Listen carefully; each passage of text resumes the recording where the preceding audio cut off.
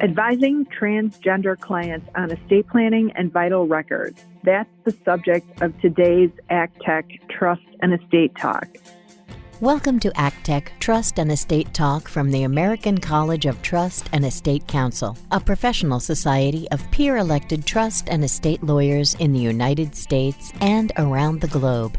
This series offers professionals best practice advice, insights, and commentary on subjects that affect our profession and clients. And now, our ACTEC Fellow host with today's topic.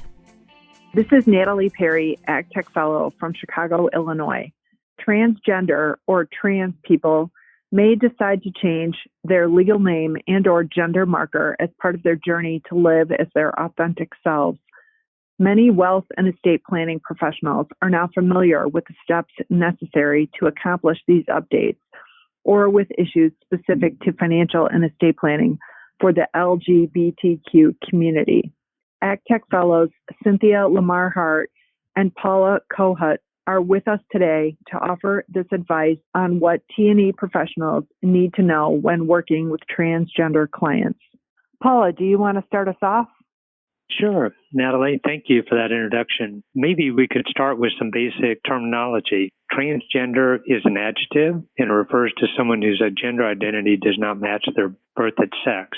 So I was born Paul and I transitioned and now identify as female and as a transgender woman. And the other thing to keep in mind is that gender identity is distinct from sexual orientation. So I can be transgender and what my sexual orientation is, whether that's towards men, women, or if I'm bisexual, that's separate and apart from my gender identity. So I could be a transgender woman who also happens to be a lesbian. I could be bisexual.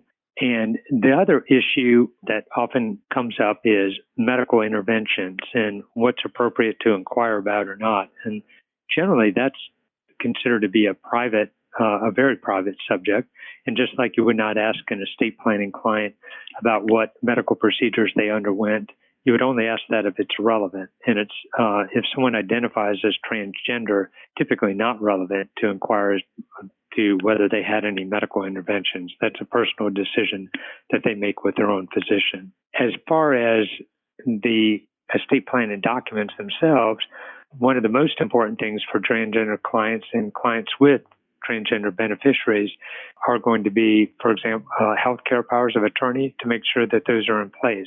Most states would provide that my healthcare surrogate is going to be my next of kin unless I have a healthcare power of attorney. And many LGBTQ clients, particularly transgender clients, may have family members who don't respect their gender identity or relationships.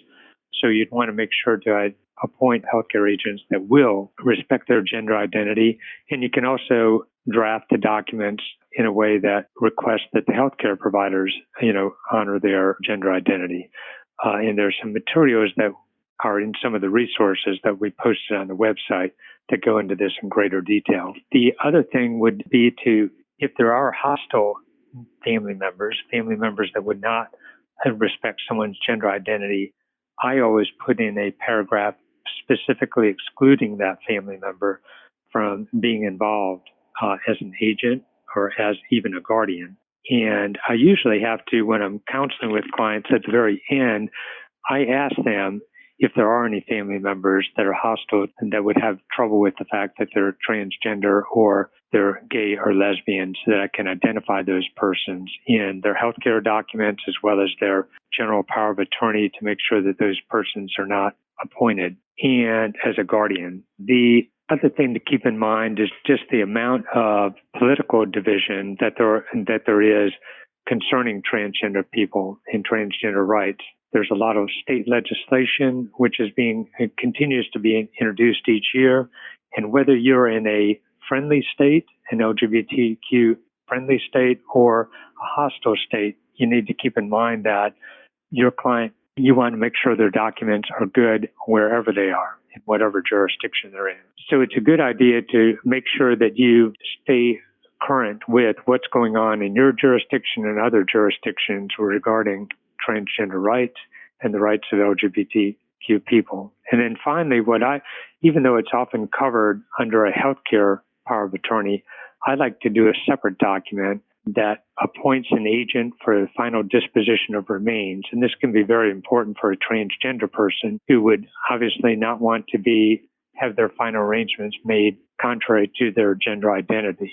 And in North Carolina, we have a statute that specifically authorizes us to appoint an agent for the disposition of final remains. And I've provided a form that I use here in North Carolina that could be adopted in your state for that purpose. The other issue that we wanted to address in this podcast was identity documents and vital records. And Cynthia, you were going to go over those details. Thank you, Paula. Yes, there are several reasons why it's imperative that trans individuals have identity documents that match their name and their gender identity. And the first one is one that we can all understand, and that is, of course, that it can be annoying or embarrassing for any of us to be called by the wrong name or be lumped into a group that we do not identify with or that is not accurate for us based on assumptions or prejudices. And of course, the same is true for trans individuals.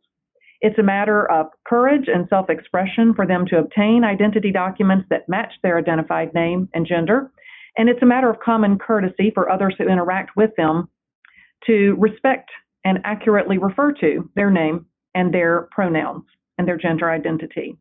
And the second reason that it's important is one that we may not automatically assume, but that is that having accurate identity documents can be a matter of safety and security for a transgender individual. The statistics for violent crimes and hate crimes against the LGBTQ community and for trans individuals in particular are alarming, with trans women of color being among the most vulnerable populations in the world and also here in the United States. And for that reason, it can be particularly important that one's vital records and identity documents accurately reflect one's gender identity and one's presentation to the world. Also, we know that having correct Social Security records and updated identity documents can help avoid confusion, harassment, or even outright discrimination in the workplace. So I want to make clear that essentially all of an individual's identity documents can be updated, but I also want to stress that every state has its own sets of laws and procedures, and therefore the guidance that Paula and I can offer is very general, but I will walk quickly through the documents that can be changed and typically the order in which they are changed.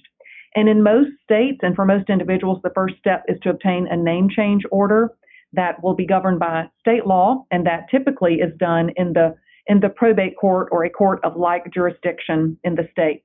Again, each state will have its own set of rules, and in my experience, even from county to county within a state, there may be different rules, different procedures, different fees. And so while it's not necessary for an individual to have an attorney to get a name change order, it can be helpful if there's an attorney who is familiar with the processes in each county, just to help the individual navigate what documents are necessary, what fees, and in what order to file things.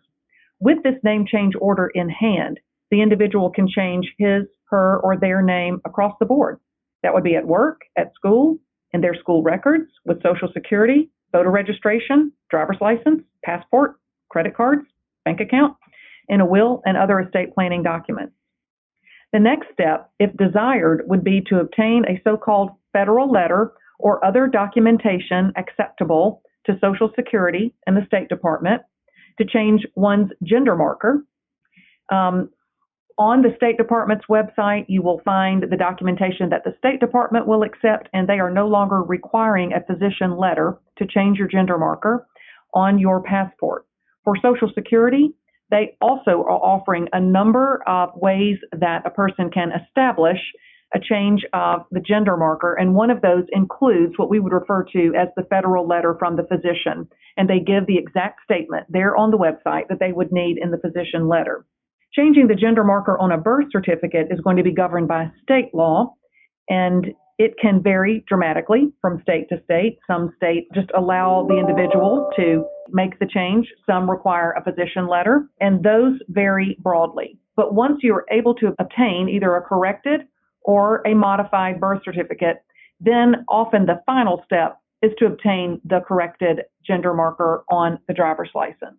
So those are the steps and the documents that can be changed. And again, it will vary broadly from state to state, but Paula and I do suggest that you check the Trans Legal Services Network, which is hosted online by the National Center for Transgender Equality, for a state-by-state guide to changing your identity documents, and that link will be provided on the Foundation's website.